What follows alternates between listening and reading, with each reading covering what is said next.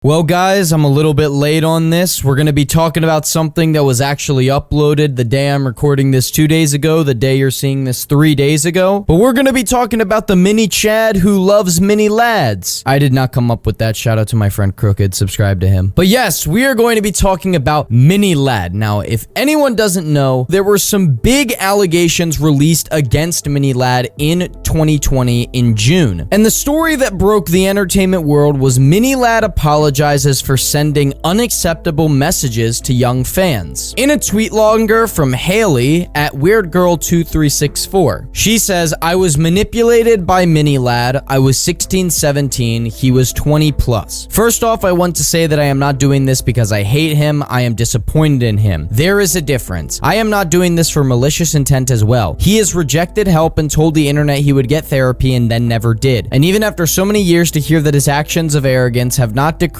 make me feel like a fool for not sharing the sooner and protection of any woman who associate themselves with him. Craig has always been a friend of mine, but it never felt genuine at all. Sure, he helped me in times of need, and for that I am grateful for that side of him. But the things he has said and done to others, such as myself, makes me question if he is truly humble or not with the support he has given me personally. When I was 16, around the time Craig and his ex had broken up, he was severely depressed. I saw the dark side of him with his depression, and I will choose out of respect to keep that private and let him evolve what I will be talking about. It took me years to realize that he used his suicidal tendency to pity him into not talking about these things publicly. The fact that I cannot look at his name without thinking about the shit he did really bugs me to this day. So that being said, this is my story. I honestly do not really remember when or why Craig and I started talking more. I think this was more so I was worried for him and I tried to be a good friend because of the breakup at the time. So I was there for him, direct messaging him through Twitter during my classes, listening to his worries about his ex, or even just to talk. Then things started to get more personal and darker with the conversations. He would go to me for venting to see if there were ways to get his ex back or help her change and whatnot. Of course, me trying to be a good friend, I listened to everything he had to say and even said, sure, there is hope in changing her and shit like that. Even shit talked about her with him, which was very wrong of me. I'll admit I was being an ass kisser. Reason being was I had a crush on him. He knew that. I had to sometimes sit and listen to him talk about how he got an erection over his ex or whatever, despite him knowing how I felt about him. But then, don't remember why, but we were joking around to where I said something about his dick being small. I guess he took it personally, as you will see in the replies of our conversation that started on Twitter that he moved to Discord so he could delete photos he sent me. He sent me pictures of him in his underwear to show off his bulge of his penis, which I did not ask for at all. I want to clarify to that the reason I was acting cool with it was because I had a fucking crush on him, so whatever, right? And so didn't really know better. Remember, I was a minor. I was 16. He knew that I liked him. Sent me those photos to someone he knew liked him for a boost of ego. The worst part is, I was not the only person he has done this to. With someone else who will come out that I will retweet, she experienced much more weird shit to say to a fucking minor. That will be Ash's place to say. I think a year after the situation happened with him sending me photos, I confronted him about it and he apologized and said he knew he hurt me and regrets it. However, it makes me question if he said that just so I didn't turn against him and help expose him. The fact I even had to question it, even to this day, truly says a lot. Ash was at one point going to expose him, but me being the fool I was, I defended Craig. I was blinded by his lies and manipulation. He told me he did not know of Ash much and never talked to her in a dating manner and whatnot. He also said he didn't know she was underage, saying that Ash told him he was 18. All of that was a lie. I eventually caught him in that lie and went back to him and asked him if this was really him in a Snapchat screenshot that I'll post below. He confessed and I was utterly distraught. I couldn't even talk to him for a day. He begged and begged me to talk to him. Eventually I did and he fully admitted he was scared I would turn against him. Reading back our messages to myself, I felt like he wasn't scared to lose our friendship, but his career, that was it. When he and Sammy got together, I told him if he was to date her, he should be honest about the creepy shit he has done. He said he would, then later told me he wouldn't. I shrugged it off and had hope maybe he would come to his senses. I only just found out now that he never said a damn word to her and I had to be the one to tell Sammy. The only reason it was brought up though, before, with the whole you should tell her, was because he was being threatened to be exposed by someone who I will not publicly name who was friends with Ash. He was scared of losing his career and how it would ruin his friendships. Craig, if you didn't want that, you shouldn't have done what you did in the first place and not excuse your actions with being depressed and suicidal. You manipulated me into keeping my mouth shut for so long I was terrified of what you could do to yourself. That goes for a lot of people who know about the situation. There is no excuse for you being the way you were with underage girls such as myself at the time. I still believe you can get help. I know you're a good person, but you need therapy. Stop running away from it, stop saying you don't need it, and never lie to your family fans about taking it again. You know your supporters deserve better than that. You're human enough to realize that. I really tried to be a good friend. I even to this day tried to be one, but this can't sit right with me. Especially that still to this day, every time I see your name, I think about everything. Now, all of that being said, the very firm reasons I have come out with this is his behavior towards minors was inappropriate. He was an adult. I don't want this to happen to others. I am hoping he takes ownership of his actions towards me, others, and gets the help he very much needs. I feel like a heavy weight will be lifted off me of sharing the story. Thank you for listening to me. Stay safe, everyone. This is a prime example of sexual harassment and being a predator, which is a pedophile. You are sending a picture of your fucking weenie to an underage girl. That is illegal, and that is not okay. Now, obviously, the article says that he apologizes for this publicly. Well, Mini Lad the other day, September 4th, 2020, released a video titled Clearing the Air, which to say the least, sorry about that Snapchat noise, but to say the least, it's not getting a lot of good feedback. It's got 56,000 likes and 40,000 dislikes. But the first night this was put up, the ratings were a lot higher, yet they've gotten lower and lower. So I thought, why don't we view this video? Why don't we break it down? Why don't we talk about it? Let's post some Leafy style shit. Play that shit. I'm so fucking sorry. I want to talk about a lot of the stuff that's been going on online lately, whether it's through YouTube or Twitter or places like that.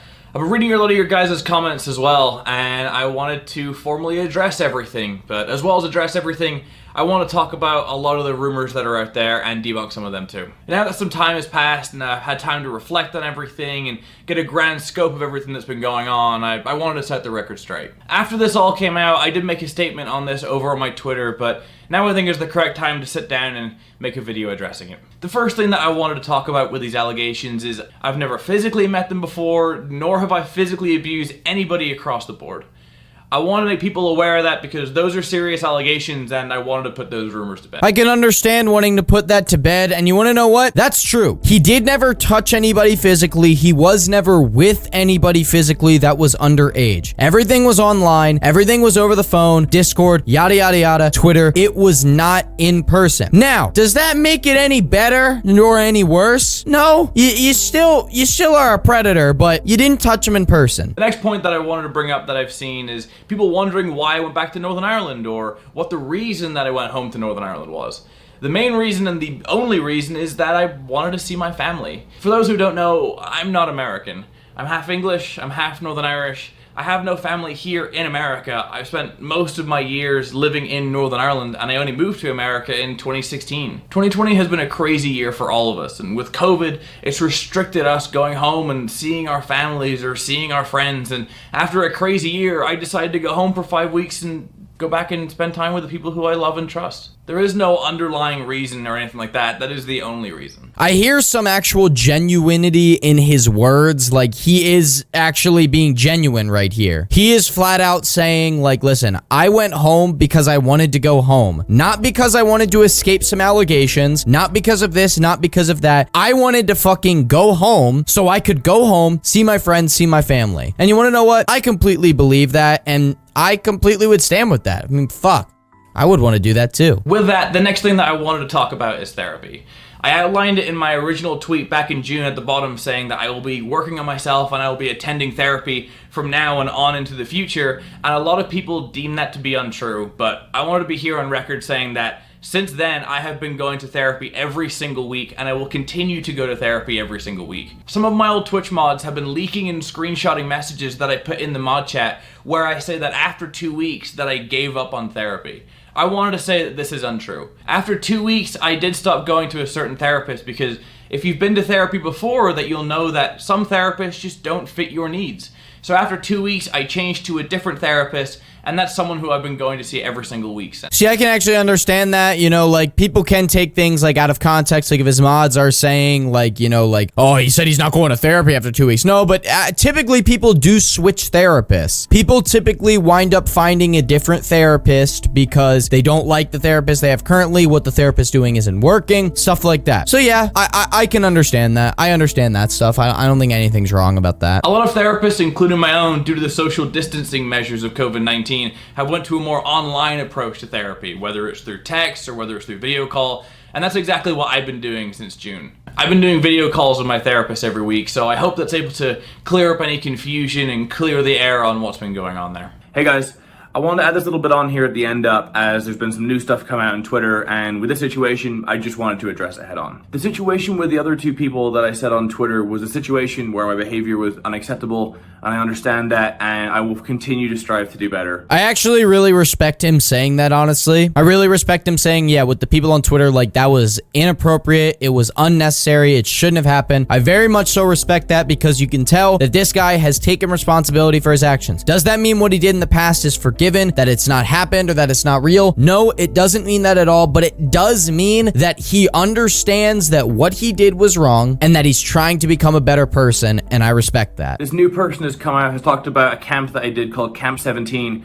where it was myself and two other YouTubers, where we had a summer camp where for a few days we got to hang out with some fans. This is a summer camp where I was only around people for maybe about an hour a day. I was staying off campus at a different hotel, and everything was securely monitored. This person is accusing me of a few things, so I would like to go through each point individually and debunk them respectively. Let's get into the juicy stuff. I'm gonna real quick Google Camp 17, actually. Okay, so Camp 17 was something in 2017. There was a gamer camp, a creator camp, and a best camper ever. There was a gamer camp, a creator camp, and a best camp ever. The gamer camp had people such as Mini Lad, Basically Do Work, and Terrorizer. The creator camp had Baby Ariel, Wing Jacob, and Weston Corey. Best camp ever had Tyler Oakley, Bethany Moda, JC Kalen, and Alex Wasabi. So Camp 17, our vision is simple: to provide one-of-a-kind camp experience where fans interact with their favorite digital influencers in a fun and safe environment that nurtures authenticity, personal growth, and the creation of friendships and memories that last a lifetime. Blah, blah, blah, blah, blah, blah. Okay, so basically it is a summer camp where people can just chill with their favorite creators. Okay. The first one is a photo that has come out with me and the two other YouTubers that are there, where a picture of us holding her in the air has come out. This is a photo taken during a meet and greet at the very end of the summer camp. This is a situation where people are able to come in, they're able to get a photo, they're able to get one or two things signed, and then they move on. During this, she said that I asked to pick her up. For the photo, she asked if myself and the other YouTubers could hold her up for the photo. So what she's saying here is untrue. I mean, that is such a hard thing to honestly say, like, which is right and which is wrong, since there is only a picture and there's going to be a side A and a side B of everything. So there really is no proof of anything other than the fact that, yes, they were picking her up, but his side is saying, like, no, like, did she ask for that? Then the person on Twitter is probably saying, like, no, I didn't ask for that. So the thing is like, there is no physical way to prove that that happened. So let's move on. The second point she brings up is that I sat too close to her and her friends. This part's quite confusing because everyone sat next to everyone else as a part of regular scheduled programming. At no point was any of us unmonitored, as myself, the other YouTubers that were there, Camera glitch moment. also the fans that were there, but there were also adults there and counselors there monitoring everything. So at no point during this entire summer camp was anybody unsupervised. Okay, yeah, someone saying you sat too close to me, that, what does that fucking say? Yeah, they sat too close to me. Maybe it was crammed, maybe there were other people near each other and he just was sitting down. Maybe you sat too close to him. Like, what allegation is that? The allegation that someone is sitting near someone. I could say someone's sitting on my fucking bed right now and claim that they're sitting too close to me. And I'm a good probably 12 feet away from my bed. That proves nothing. The third point they bring up is they claim that I call them cute and pretty. This is completely fabricated, and I did not say this. This is untrue. Like I said in the previous point, at all times during this camp, we were surrounded by camp workers and counselors to ensure the safety of myself and ensure the safety of them and ensure the safety of everyone else. At all times, they could hear everything that I was saying, so this could not have happened. This is another thing, just like the first one, there really is no proof behind that. The only thing that there is that at the time, this was 2017. So this guy had not been going to therapy. He had not done that shit. He had been just like out there. He had done all this shit in the past already. And the only thing that could go against him is that. If there is no voice memo or receipt or anything proving that this guy, Mini Chad, if he could have said, you are cute or you are pretty to an underage girl, there is no proof of it. Not saying it didn't happen, but there's no proof of it happening. For me, I've always wanted to use my platform for good. I've always wanted to portray a positive message here. Well, you didn't fucking do that when you sent a picture of your Jimmy to an underage girl. I get you saying that you've wanted to do that for so long. Like, you've always wanted your content to be good and positive, but no, you fucking didn't. If you were doing that shit behind the scenes. And I know that there's nothing I can say right now that will change your guys' minds, and that's okay. The fact of the matter is there actually is some things that he's saying that is changing my mind. You know, going into making this video, I was thinking that this guy is a complete and utter asshole. He's a fucking dickhead. Now, he is a complete predator. He has committed predatory acts in the past. That classifies him as a predator. That is fucked up. It is embarrassing. It is disgusting. Do I think this motherfucker is getting the help he needs? Yes. Does this guy realize that the shit he did in the past was wrong? Yes. Is this guy taking responsibility for what he did and coming clean with everything? Yes. And does he have the right to defend himself against other accusations and false accusations? Yes. So honestly, there are some things he has said that have changed my mind into this, thinking, you know, he did do all this stuff. He's a fucked up person and he's sick, but he's not as fucked up as I thought he was. But I hope, looking forward to the future, that whether it's in the coming weeks or the coming months or the coming years, that what I say right now, you can take as the truth. And what I say is this: I will be better. I will continue to use my platform for good. I want this space, this channel, this area to be somewhere that people can come in and feel welcomed, and they can leave with a smile on their face and be happy.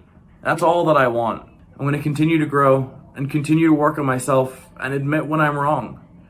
But here at the end, I wanted to address the new stuff that's coming out and stick up for myself by telling the truth. I fucking respect that. And this guy's fucking crying. Like, this is like a pro Jared type apology type video. Like, this guy actually sounds like he's about to cry. And I don't know if he's an actor or anything, but that sounds fucking genuine. That he's saying, listen, there's a bunch of shit out there being said about me. I know I'm a shitty person. I did some fucking fucked up shit in the past, but like, I'm defending myself. I have the right to defend myself, and I completely fucking respect that, and he does have the right to defend himself. I love that he also admits that, like, he's like, you know, I don't know if it's in the coming weeks, in the coming months, in the coming years, like, I don't know if you guys will forgive me now, but you will take this as the truth then. I respect that, because he is saying, like, listen, you guys should believe me, you guys shouldn't do all this. He's saying that it is your guys' opinion to believe me or not, but I am telling the truth. I really respect that. With that being said, thank you all so much for watching. Be safe out there. I'll see you all soon. Bye. All right, and that's the end of the video. Let's give it a final sloth analysis.